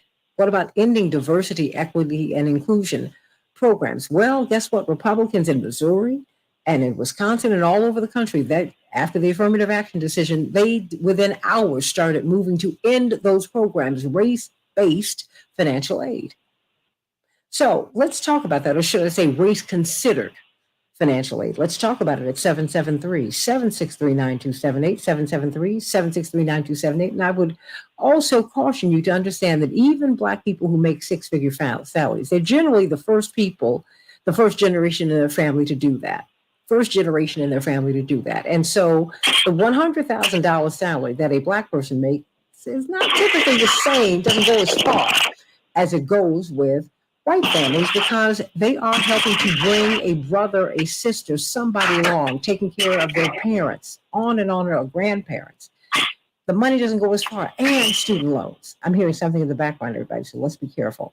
So think about that. I want you to call us at 773-763-9278, joining attorney C.K. Hoffler, attorney Anastasia Sanat, attorney Robert Patillo, and Reverend Dr. Todd Geary, Esquire, is attorney Mark Fancher. Always so glad to get him. We're going to be talking about affirmative action and the end of these programs. If these Republican-led legislatures have their way, these programs, affirmative action programs, that your student aid, all of that, that's going to be over. What is that going to look like? Call us at 773-763-9278, 773-763-9278. And I want to thank you, Attorney Sanat, for letting me know about this rally for Haiti, the International March on Sunday, this Sunday at 11 a.m. at Daley Plaza. Everybody, please, please, please, please meet everybody at Daley Plaza on July 9th, Sunday. And of course, the Rainbow Push International Conference, July 15th through the 19th, we will be together. We will be gathering, having these conversations. Want you all there. It's going to be quite a conference because you will make it so. Call us at 773-763-9278. Let's get some of these headlines out the way so we can get on with the rest of the show in Chicago. It's going to be a day where we get to the mid-70s. In Chicago, partly cloudy. What about that storm yesterday? I hope that you are okay, everybody. Got rain in my guest room. Okay, yeah. Minneapolis, St. Paul, 77 degrees, mostly sunny. Major League Baseball, All-Star Weekend. Well, now that's over, but the Twins 5, the Royals nothing, the Cubs 4, the Brewers 3, the Blue Jays will be playing the White Sox today. The Dream will be playing the Sky, and the Lynx were triumphant over the Fever. 90-83, 773-763-9278. At least 20 people died in mass shootings over the 4th of July weekend. And July 4th was Earth's hottest day on record. The average surface temperature was 62.92 degrees. The U.S., China, Antarctica, and the north of Africa were all much hotter than usual. UPS has moved a step closer to a nationwide strike. What will that look like? I'm going to get someone on to talk about that. Boy, that's a lot. No one's really talked about the migrant tragedy in Greece, everybody. Indeed, an investigation by the Washington Post cast doubt on the candor, the honesty of the Greek officials. Their government who said that they did everything required of them to save the 750 migrants who died in that capsized boat. And those are some of the headlines on the Santita Jackson Show, everybody. You know, I am so excited to be working with Team Hochberg to try and help us to own our homes, keep our homes, be on the road to home ownership. Indeed, if you are a first-time home buyer, you have an opportunity that they can help you to really there's a portal that Fannie Mae and Freddie Mac have opened for you. And I want you to take advantage of this. If you've not owned a home within the past 3 years, you owned a home 4 years ago, but you haven't owned one in the past 3 years, you could be eligible for this program, and you need to call Team Hochberg at 855-56-DAVID, 855-56-DAVID. They are your trusted local lender, and they want to help you to be part of a growing number of homeowners. Indeed, home ownership, first-time buyers fell to a really sadly low 26% last year, down from 34% the year before. And the numbers just keep falling year after year after year. So Fannie Mae and Freddie Mac said, okay, we need to turn these numbers around, because indeed, at the heart of your financial stability is, quite frankly, home ownership. That's the biggest investment most Americans will make. And so they want to incentivize first-time home buyers with substantially lower rates. Now, these rates could be raised at any time, so you need to get in on this program and lock in these rates if you can. If you live in the Chicago area and the total household income in your home is $105,700, and you've not owned a home in the past 3 years, this program might be for you. So call Team Hochberg at 855-56-DAVID, 855-56-DAVID, and talk to them. You can go to 56david.com, 56david.com. I think that is great. But call them, let them know not only about this program, but you might be facing foreclosure. You might be trying to avoid foreclosure. You might be looking for money to hold on to your home. You might see an apartment building that's been abandoned down the street, or a house you might want to flip. I don't know. But I guess what? They know, and they know the resources. So call them at 855-56-DAVID and get on the road to home ownership. Do it for your children and for their children, and on and on and on. Remember, homeowners beget other homeowners. People who own homes are more than likely, their children are more likely to own homes. So you go on and be part of that process. Call them at 855-56-DAVID or visit them at 56david.com. No sooner than the Supreme Court overturned, well, I was about to say Roe v. Wade, they've been overturning a lot, but overturned the affirmative action decision, which they have been trying to do. They've been moving in this direction since the late 70s. No sooner than that, than Missouri said, okay, we're going to end DEI programs, diversity, equity, and inclusion programs. The Speaker of the General Assembly of the state of Wisconsin said, race-based financial aid programs, we're about to end that. It's growing, everybody. What does that mean? Attorney C.K. Hoffler, Attorney Robert Patillo, Attorney Anastasia Sinat, Reverend Dr. Todd Geary. Let me start with you, Attorney Mark Fancher, joining us. What do you make of this? No sooner, I mean, they had not even, they had barely rendered the opinion, and these people went out and they said, look, we're about to end this. This is about to be over. The state's Attorney General from Missouri, Andrew Bailey, said, okay. He dispatched a letter to colleges and universities, and he said, we must identify these policies that help these folks, that give preferences to individuals on the basis of race, and halt their implementation. What do you make of that, Attorney Mark Fancher? Well, for those of us who are people of color, it sometimes appears at the outset that this is just the product of irrational hatred. And there's a lot of that in there. But there's also something else that's going on that's hard for us to really wrap our heads around sometimes, because we're not part of that community. And that is that white people, particularly white workers, are in a state of desperation. They are panicked. They are frightened beyond belief. And they are acting in ways which reflect that desperation that they feel. While most of us, when we see demographic projections which suggest that by 2045, white people will be a minority, may give some passing attention to that. We may find it somewhat interesting, but we don't think about it much more than that. Whether it's conscious or whether it's, sort of a subconscious kind of a feeling that many have, in white communities, they are obsessed with this. There is a tremendous fear of what the future holds for white people.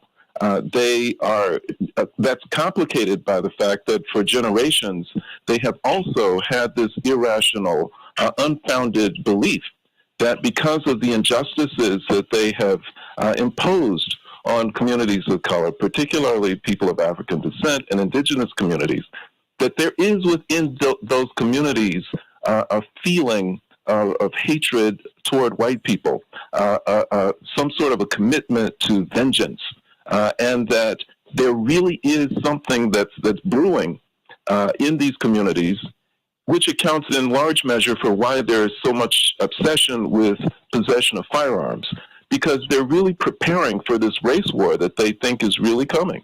that they're afraid of their neighborhoods becoming overwhelmed and overrun by angry people of color who are out to get their pound of flesh and to trade an eye for an eye. Of course, none of this makes any sense to us because it's all untrue, it's irrational, but there really is on some level this fear of this. And when they see continuing advances made in a number of professional arenas and in political, in the political world and in other places, economically, in entertainment, in sports, they see Black people ascending, then this compounds the fears that they have that somehow they're losing. That somehow their communities are doomed. And so what we see, with respect to the affirmative action attacks, the attacks on the scholarships and all of this is part of their desperate war that they're waging to do everything that they possibly can do to ensure that they preserve as much of their power as they can, as much influence as they can. And it's really it's not sad, just sad, it's pathetic because it is so misguided. It is so confused because it does not really reflect what's actually going on in this country. It does not reflect what the possibilities could be if they were more rational, if they were more analytical, and if they understood where their true interests lie. And the other part of it is that what we've witnessed is sort of the latest episode in a long march toward this effort to preserve white power, white privilege, and even in periods when the loss of it was not feared, we see that contrary to what many believe, the Supreme Court was not looking to protect the interests of people of color, and that this latest decision was a departure from that. They have always been looking to preserve the power of white people. The jurisprudence regarding affirmative action prior to this most recent decision really flows from the Bakke decision in 1978. Mm-hmm. And what people need to understand about that decision, even though it preserved affirmative action, they have to look at the reason that it was preserved. Before that case went to the court, it was widely regarded in educational institutions, in the business world, and elsewhere that affirmative action was a reparations remedy, that it took into account the fact that there had been historical injustices which had placed people of color at a disadvantage. And so these types of programs were necessary to even the playing field. That was the well-understood reason for affirmative action. When it reached the Supreme Court back in 1978, these white justices looked at that argument, looked at the position that was taken by the University of California and others, and said that this reparations thing does not sit well with us as white men. Now, they didn't use that language, but that's clearly what they were thinking, that this makes us uncomfortable. And we're going to analyze this case from the perspective of what makes white men comfortable.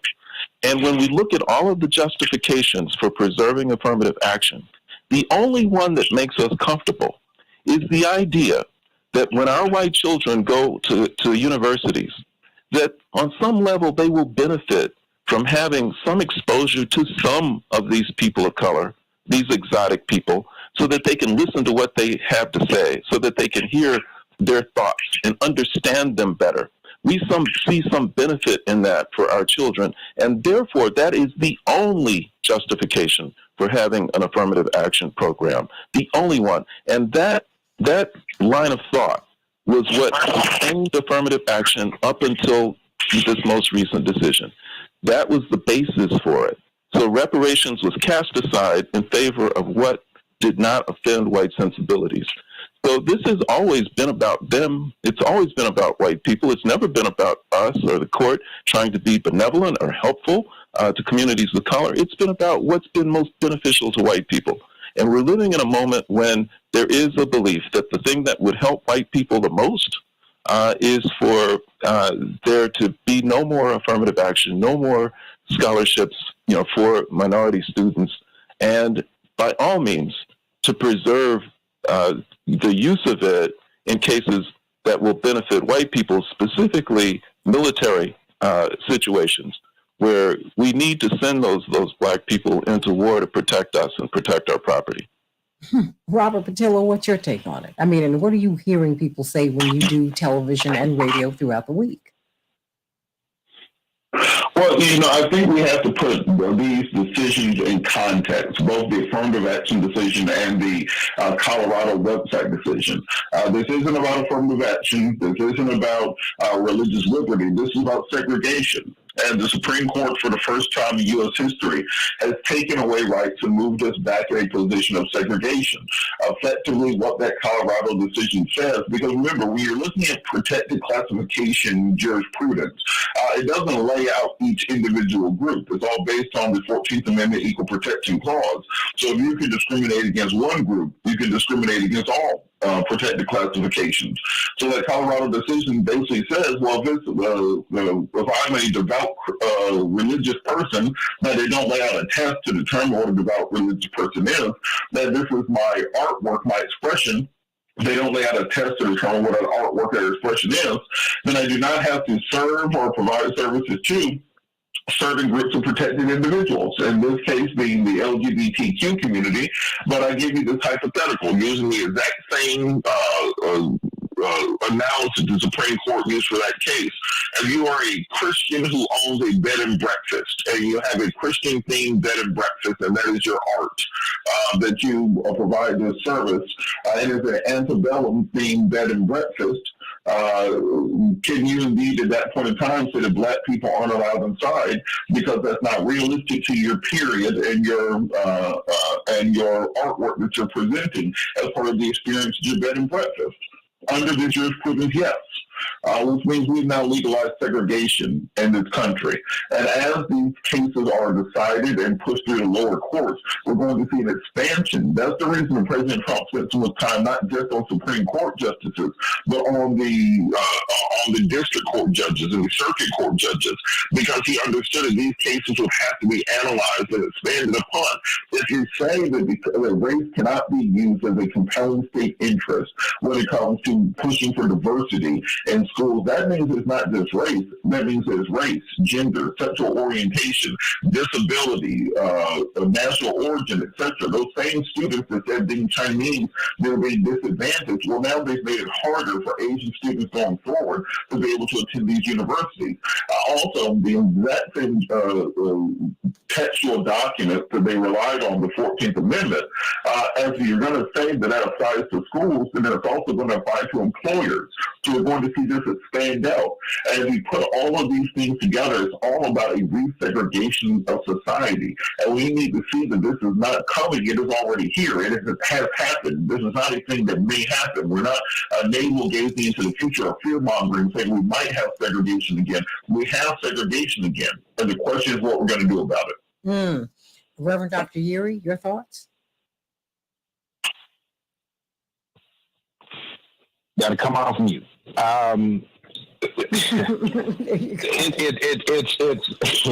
Otherwise I'll be having a great conversation with myself. The issue is not having segregation, but what form of segregation. It now has a very forward, obvious, unapologetic legal reinforcement. Before it was just not so overtly hostile. Now that we have, and this goes back to many of the conversations we've had on your show, Santita, about playing the whole political field, not getting so enamored with what's happening in D.C. that we forget what's happening in state capitals. Now that we have a states' right court firmly in place, sending a lot of these practices back, giving the nod and the wink that it's okay now to do whatever it is you need to do to kind of reset the way things should be, that the objective has always been since May of 1954, how do we stay diligent until we get back to more of a Plessy posture, a separate but equal kind of frame without calling it that. And so now that you have this 6-3 majority on this court, and after the decision in the UNC and the Harvard cases, you're going to see a testing of that across the board, where it goes, where it speaks to this issue of diversity, not just the appearance, right, a mixed appearance, but equity in terms of resource allocation and inclusion, full participation. All three of those will be absolutely under attack. And so when we look at the Supreme Court decision on the higher education side, what it really is an opportunity now to test this notion of racial focused participation across the board. And the Wisconsin test is they've signed up to be the first state legislature, state executive, to begin to kind of key their other partners to say, this is the next move, follow our lead, and whatever we don't get right the first time, you all fine tune it until we get the process perfected, because we have a court that is now sitting, not calling balls and strikes, but overseeing the retraction, the retrenchment into a Plessy posture. We're going back to the late 19th century in real time. Which means we've got to go forward. Attorney Anastasia Sanat, on Sunday at 11 o'clock, Daily Plaza, we will all be marching for Haiti. Wrap things up for us. Attorney C.K. Hopper, I'll get some thoughts from you on the other side. 1 minute belongs to you, Attorney Sanat. I just wanted to say that there's only one thing that I disagreed with Attorney Sancher on, and that is it was an unfounded fear that white people have as to an uprising. Because Haiti is the example of what would happen if black immigrants or black people united and wanted to fight back. They became the first independent republic, black republic in the Western Hemisphere after colonization. And what was their slogan? Coupe tête, brûlez caille. Cut their heads off, burn their houses down. So it's not an unfounded fear that these white supremacists have that people will rise up. And believe it or not, I believe they might be creating a culture in which all of these individuals would be coming. So if you really want to keep this from happening, it's time for us to rise up and use our voices, get these individuals out of office that are doing these things, and making sure that we can move together. Thank you so much for having me, Santita. Sunday at 11 o'clock at Daily Plaza? That's correct. Sunday, July 9th. Okay. All right, It's actually an international rally. So it's going to be taking place in all 50 states and 58 different countries. Okay. So I'll make sure that when I'm speaking, I'm going to be bringing up Nahel Merzouk, because I think this is important. So if you are willing to support a vocal uprising, please join us on Sunday. 11 o'clock, Daily Plaza. Going to get some closing thoughts from you before we speak with Dr. Max Wolf. Attorney C.K. Hopper, back in just a minute.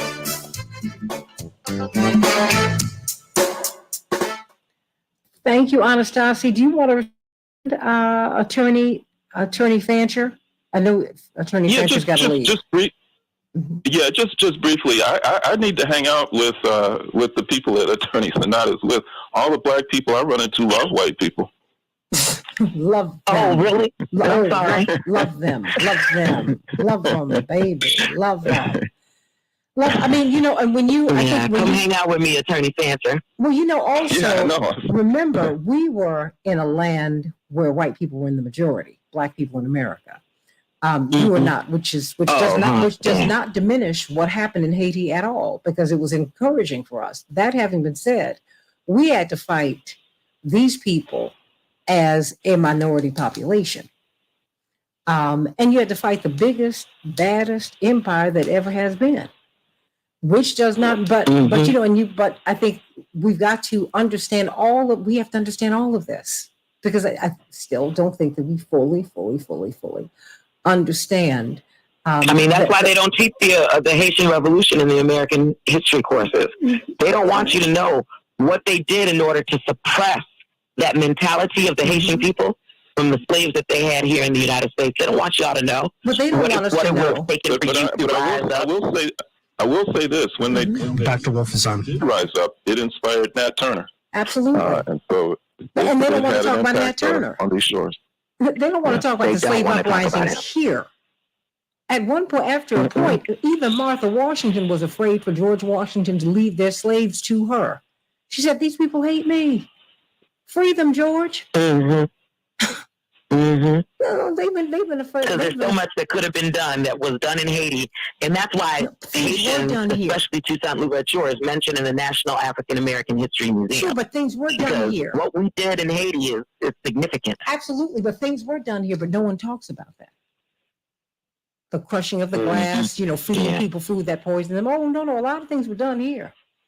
But no one wants to talk about Haiti. No one wants to talk about what happened here. No one wants to talk about the absolute fight for Black folks to be free and how we fought everywhere. But we were not freed by, the beneficence of white people here in the United States. At some point, white people were fighting to keep Black folks enslaved anymore. It just was not. There's an excellent book, and I have to cite an excellent book called "Runaway Slaves," written by John Hope Franklin, which everybody should read. It tells that whole story. But you all have a blessed day. God bless you. I'll talk to you soon. Okay, All right, thank you too. Bye-bye. And 11 o'clock on Sunday, Daily Plaza, everyone. You got to come back on tomorrow just to put that out there for about 5 minutes. Okay, Anastasia? She might have been gone. She might be gone, but that's okay. I'm going to do that. CK? She just dropped. Okay. CK? Yes, Santita. Okay, I'm going to get a closing thought from you within 2 minutes. I'm going to go to Attorney CK Hoffler. And Chappelle's here. I want to say something to her for 30 seconds, Todd. Hey, Chappelle. Hey, Reverend Erie, how are you? Hungry. I'm wonderful now that I hear your voice. Don't mind Santita. Santita is hating the player, hate the game. I need you to just keep doing what you do. You do it oh so well. Oh, yeah, that's right. In other words, meet him at the convention with those vittles. 30 seconds. I will. With the banana pudding, the greens, the chicken. Whatever. And let me just say this: it's not just Todd Neary who you have to meet at the convention. I mean, I just listen into all this stuff. 10 seconds. I'm gonna call you offline, but I just have to say this. Stand by, honey. But you ain't no preacher, girl. I'm just trying to stand by. I know. Hold on. I understand. We can change the world, change the world, change the world. We can change the world, we can change the world, change the world. This is the Santita Jackson Show. War and hate to a place of love, it's not too late. Gotta save the children, we can't wait. Let's change the world. I am free. Hey everybody, welcome back to the Santita Jackson Show. We've been talking about I held my fools, 17-year-old killed by the police in France, and what that means. $1 million has been raised for him by the right wing, by the way, and Missouri, Wisconsin, and states from coast to coast are now pushing back on race-based financial aid, race-based diversity, equity, and inclusion programs. They are making moves, and with these Republican-led legislatures, these programs are about to be ended. Oh, wow. Missouri's Attorney General said, hey, we're looking into these programs right now. He sent letters to colleges and universities and said the implementation of these programs are about to be over. They're about to end. Wow. Oh, it's just so much. We've been talking with Attorney Anastasia Sanat from the Haitian American Lawyers Association at 11 o'clock on Sunday at Daily Plaza. They will be joining people all around the country, indeed all around the world, marching for Haiti, marching for freedom, marching against colonialism. 11 o'clock, you want to be there. And of course, we had Attorney Mark Prancher with us. Of course, you know what time it is. It's time for Dr. Max Wolf. Before we get to Dr. Wolf and some thoughts from Attorney C.K. Hoffler about everything we've talked about, of course, we've got Mrs. Wells. Celebrations by us. What's going on, Miss Chaparro? Good morning, Santita. And yes, we are gearing up for the convention because I got to bring my people some vittles, as you say. So, Attorney Hoffler, don't you worry. You know I got you, girl. I know you don't eat nothing but fish. So I got you. But I eat everything. But I eat every vegetable and every dessert you make. Hey, I got you. I promise. I'll bring it. I'll definitely coordinate with Santita to see what day we can bring y'all something so that way everybody will have it. But everyone else, give us a call at 708-526-4546. 708-526-4546. We're still cooking. We're still doing event prep. So call us for whatever you need for your holiday parties, as well as your graduation send-offs and your weddings and baby showers. So call us at 708-526-4546. We look forward to serving you. Thank you so much, Santita. Of course. C.K. Hoffler, I wanted you to give, everybody got a chance to give a thought about what's happening with affirmative action in a couple of minutes. What's going on with the endings of these programs if the Republicans have their way, and it appears that they will. Financial aid, diversity, equity, and inclusion programs. It's spreading like a virus. Well, Santita, and to everyone, it's not just the ending of those programs, it's the beginning of a different workplace that's going to emerge.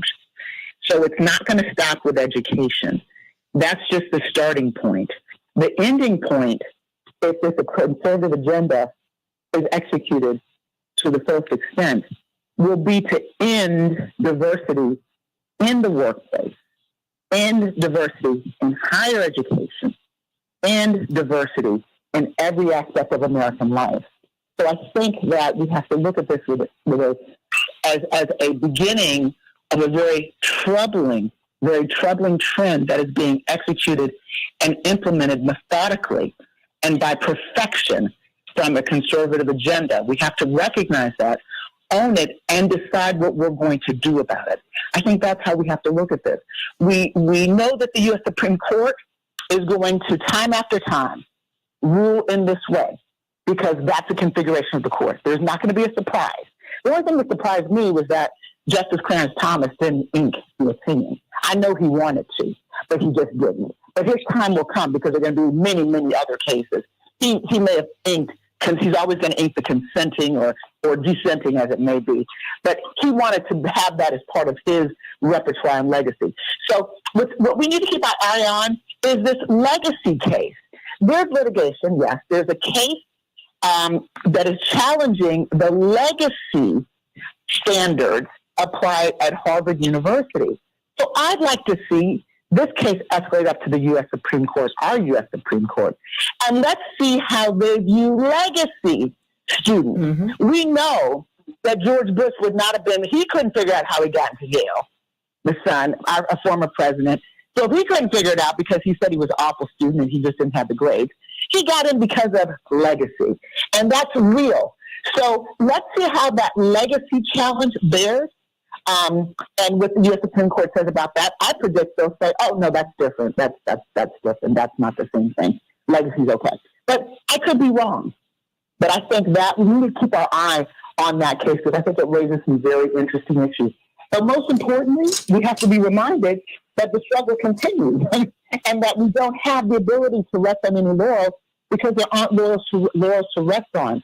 We rest on the shoulders of those who fought before us and who made these things possible, who fought for affirmative action. And Santita, as you often say, your parents said, we fought to get it, you all have to fight to keep it because it's going to be taken away.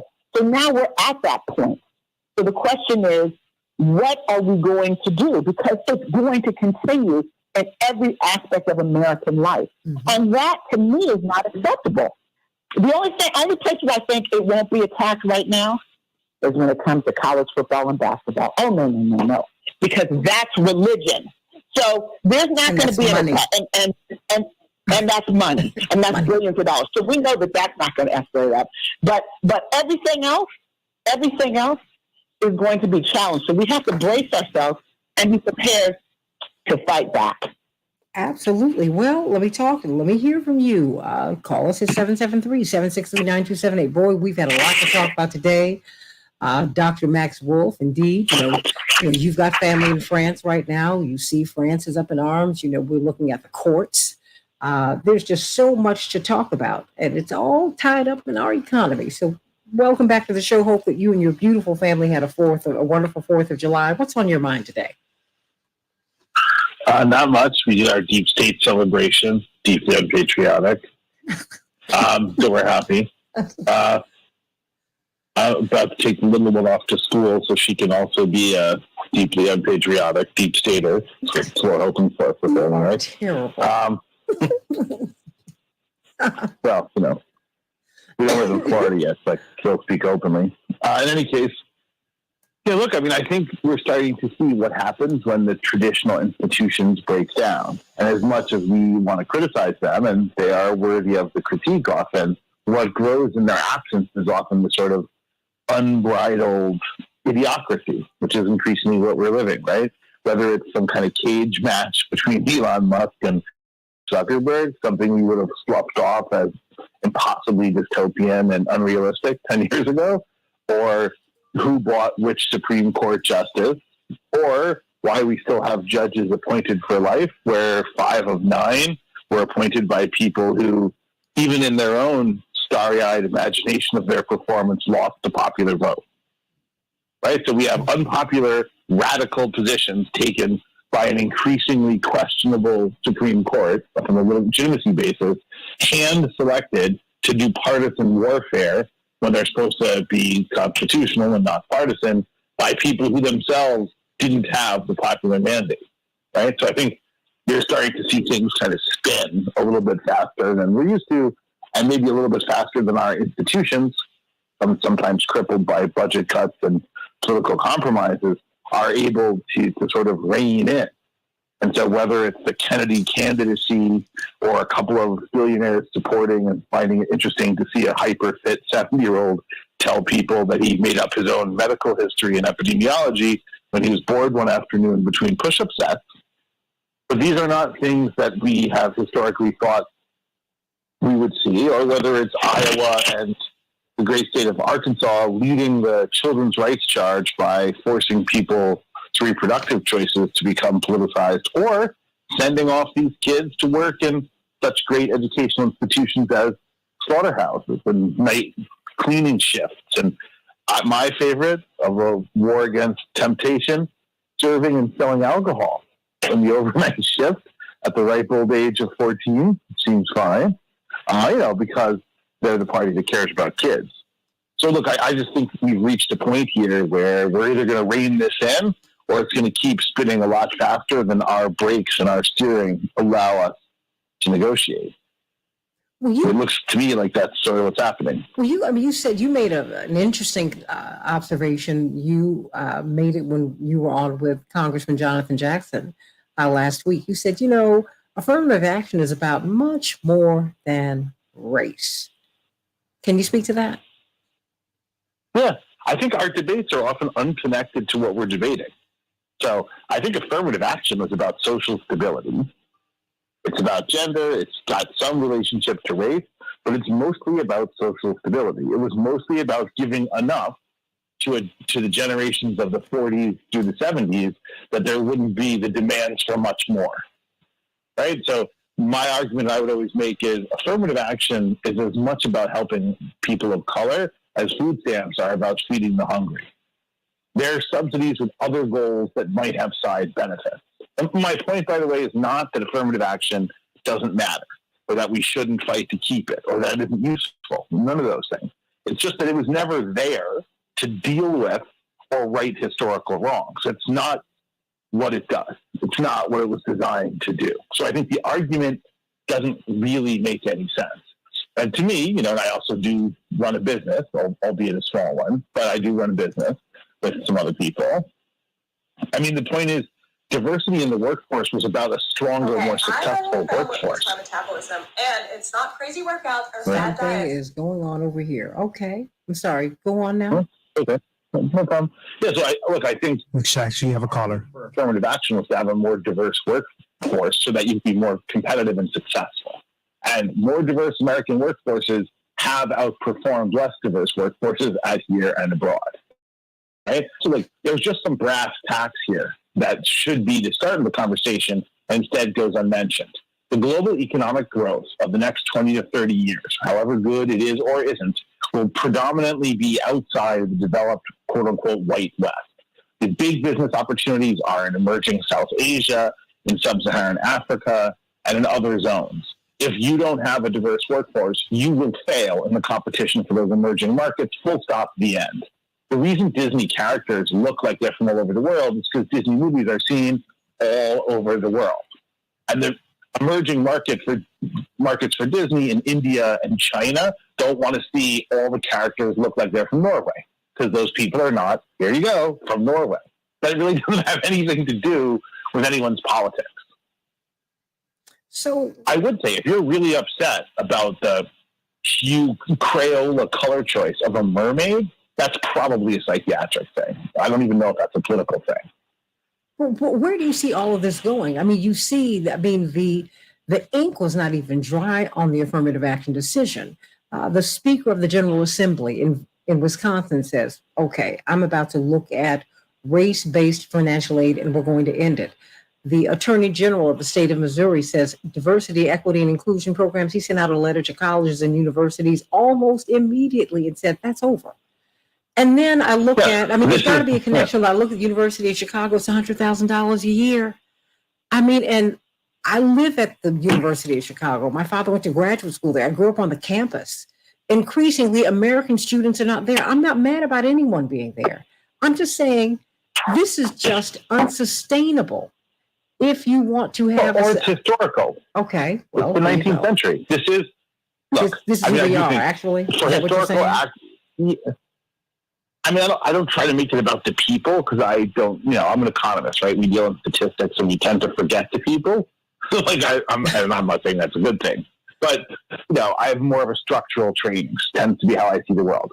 What I'm saying is, the aberrant period, the unusual period, which had a larger middle class, which had more interest and engagement with issues of gender and identity, which softened the harsh repressive programs against people of color, right? Which define American history. Full stop. That's not interesting. That's just a fact. It's like global warming, right? So not interesting. You can pay someone to stand up and tell everybody that the sky is below them too. Doesn't make it theoretically interesting to debate it, right? So that's American history. The aberrant period looks like it was the period of the mass social movement and the period of the ascendancy of the U.S. to global dominance in some form, like let's call it the 40s to the 80s. That was the unusual period. So part of the problem is we have debates that assume that a historical aberration is the baseline norm. You get the norm wrong, and all your comparisons are off. Because if you use the wrong measuring stick, all the measurements are wrong. Right? That's why picking the measuring stick is a lot more important than measuring. Whoever picks the measuring stick sets all the measures. That's the bigger social issue, right? So that's sort of what I've been trained to do, or what I do, right? Try to look at that measuring stick. But let's leave even that to the side if that's too abstract in general. The truth is, this is what America was for most of America. A place where you got into Harvard because you could afford it, because nobody can. Right? And a place where if you wanted a judge, you bought one or you hoped for the best. Right?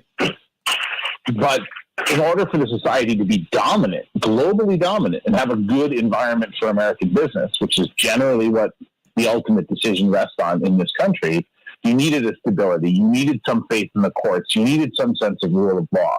Because the rule of law is the alternative to some kind of violence and barbarism. You need people to say, oh, that's what the court decided, I will obey. And fish rots from the head. So when the unsuccessful presidential candidate and his minions are still pretending stuff, when the Supreme Court is ruling out of the norm of the constitutional experience of many decades and it's clearly away from the will of the general public, I mean, you end up having the sort of crisis of legitimacy, and it hits one institution after the other. And ironically, there's a few very important ones holding on, but not many. And because of the quirks of the United States, if the institutions holding on are largely the military, that also has implications for how the country solves problems. So what does it's not just the Supreme Court decision, very, very few cases. Well, no, but I'm just saying very few cases make it to the Supreme Court, but we see a trend, right? But the judge's issue is much bigger than the Supreme Court. The Supreme Court is just what everyone covers. There's judges making kind of unusual, non-precedent-driven decisions, often seemingly at least informed by partisan concerns at every level of the judiciary. It doesn't just belong to the Supreme Court. So where do you see, how does this impact our money? It's driven by the money and it impacts the money to the extent that you can buy anything and anyone in the country, then the power of money rises and the destitution of poverty grows. It was already the most expensive thing in America was always to be poor. Now the cheapest thing in America is to be rich. You just add, right? So really rich means you don't pay taxes, probably, right? And you live lawfully, no weird stuff. You're not taking any risk. You don't pay much in the way of wages. That's part of what our new warm embrace of child labor is all about. Other than the deep concern for our children, which must be driving it. I know most kids deserve a learning experience on the killing floor of a meat processing factory. I think we all agree on that. But just in case that's not the only summer job experience driver of the decision, probably about lower wages, right? But just take a step back. We cannot and will not be a global power if we do this. Why not? And this becomes because there's no moral leadership. It's already problematic, right? But if you're going to use force around the world or at home, that's different. There has to be some body of people who believe you have some justification other than brute force. You know, let me bring That's on the missing story about Russia, too. I mean, what? Russia, obviously, they thought they had moral authority because everyone who said they didn't in the leadership fell out of a window. But when you come to another country, there aren't enough windows. You're going to need to have some kind of sense of your position in the world, right? Otherwise, you just have whatever you can buy, and you just control whoever you can terrify. And that's not a great life, and it's expensive. Last piece, social dysfunction, social instability damages business. It reduces the wealth creation in the country, and it makes everyone poorer, and it gives rise to warlords. Well, we've seen, which is also generally undesirable. Well, France has lost $1 billion, since we've had these riots. Probably much more because they also live on tourism. And people who are watching this on TV and canceling their trips this year, they may not be in a hurry to book the trip next year or the following, right? So there's all kinds of issues, right? The immediate calculable short-term costs appear to be in excess of €1 billion. But, and obviously we don't wish any ill on anyone here, but the long-term costs could be much larger. Let me bring up Dynamo Dave. Dynamo Dave, I only have a couple minutes, but I wanted you to be able to make your statement or ask your question of Dr. Wolf. Oh, well, thank you for taking that call. Hey, I think we need to relook at things here. Where we're struggling is, is at the public educational level. We don't have a level playing field for all the boys and children growing up. I happen to grow up, the good fortune of growing up at a western suburb of Minneapolis, and the tax base there was a lot of industry there, and that you had a Honeywell was based there, SuperValue, a bunch of Fortune 500, and they paid for our education. My place, it was like either number 1 or number 2 in Minnesota as far as education going. And we need that across the nation. We had all these classes, art and theater, and you could take auto mechanics and stuff like that at the high school level. And that should be available to all kids across the nation. We got the money for that. And then we really don't need to worry, down the line about affirmative action. Those people who excel, want to excel, they'll move ahead up the ranks and whatever. So I just thought that's where we need to focus our attention. Well, you know what I mean. Well, what do you say to that, Dr. Wolf? Because it seems like increasingly we're not investing in people. We're not. Yeah, or maybe we're not investing in people based on their merit, which sounds a little bit like what I think. Excuse me if I'm mangling the name, but I believe it's Dynamo Dave, and if not, then apologies. But assuming that's correct, yeah, I think that's part of the point here. The only thing I'd say is letting people fail is expensive. The idea that it's disciplining to them is just an ex post justification for cruelty. Right? Letting people fail also means we don't get to see what they're capable of, which also means we don't know who's most capable.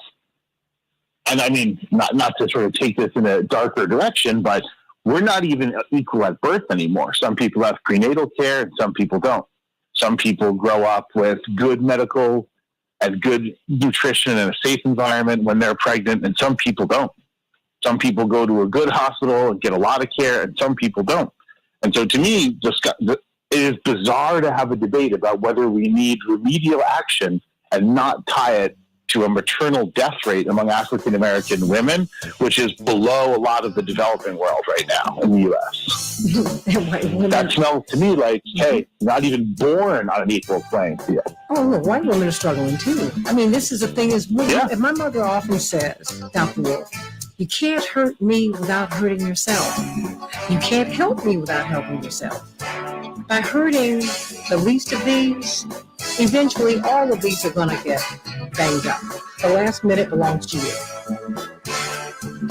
Yeah, and I think we have to decide whether we want to try to impose a narrow minority vision of an idealized past or build an inclusive future. And right now, impose a minority fantastical version of the past has won a lot of our political institutions. And I don't think anywhere near a majority, but a troublingly large number of hearts and minds. I don't think we need a magical, all-powerful, tough business dad, and I don't think we need 1950 social legislation. In fact, I think not only will that not be morally righteous, but that's really not my area, that will be a catastrophic economic failure. So we'll have less freedom and less money. And less freedom and less money in a country with a lot of diversity and a lot of guns is also not maybe the best go-forward recipe I can imagine flipping up for tomorrow. Dr. Max Wolf, everybody, MaxFWOLFF. That's his handle in social media. You need to follow him. It's always a joy to be with you. See, right here on the Santita Jackson Show, we're going to get some closing thoughts from everybody else here who has stayed to listen to you, Dr. Wolf.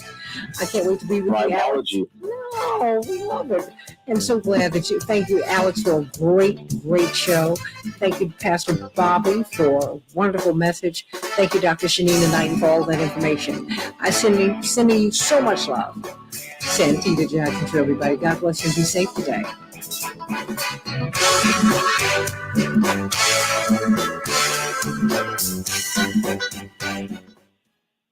Dr. Wolf, Reverend Dr. Hoffler's on. Okay. Attorney Hoffler's on. Attorney Hoffler. I mean no any disrespect, and I appreciate them saying for me, but I am flirting with being dangerously late for pottery camp. So I'm going to rush out into the inferno with a screaming child who's elected to wear entire unitard and tutu for reasons unknown to a pottery class, which I'm sure will be as disastrous as it portends.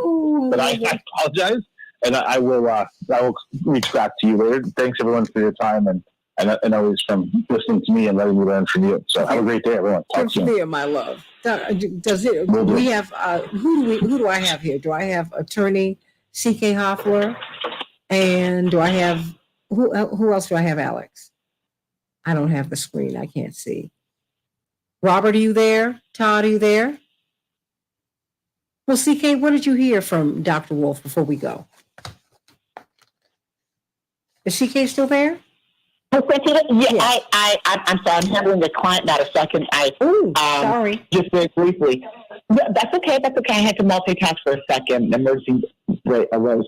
But what I heard from Dr. Wolf was that, he's an economist. So he's looking at this from the standpoint of an economist. But we're all going to lose if we don't recalibrate as it relates to these new affirmative action deafening or killing issues or matters that are coming up in different states. So that so that's what I interpreted from his comments. And I think he's right. There's going to be a proliferation of this. We already know before the Supreme Court inked this opinion that in Florida, DeSantis had already implemented this very thing, because you can't say diversity, inclusion, or anything like that in state anything. It is illegal. So I think it's one thing for courts to say we disfavor this. It's another thing for states to take it further and say it is illegal to do this.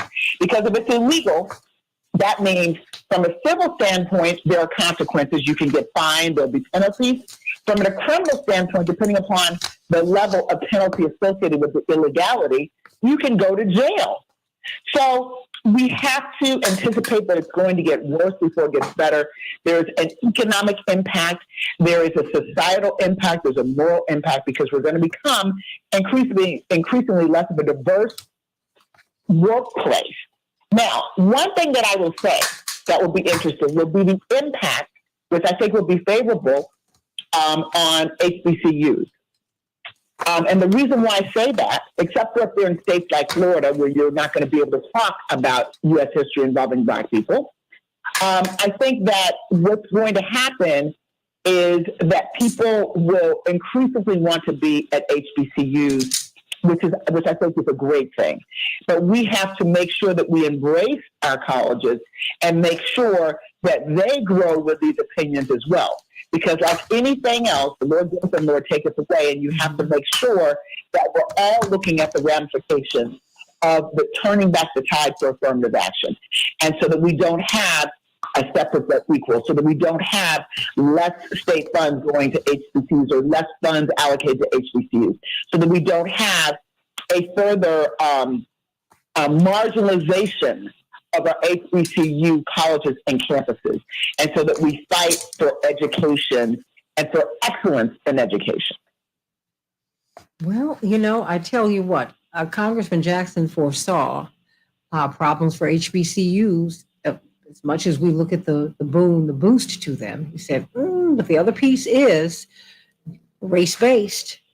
So they are going to have to be steeled for the fight too. I just think that, we're going to have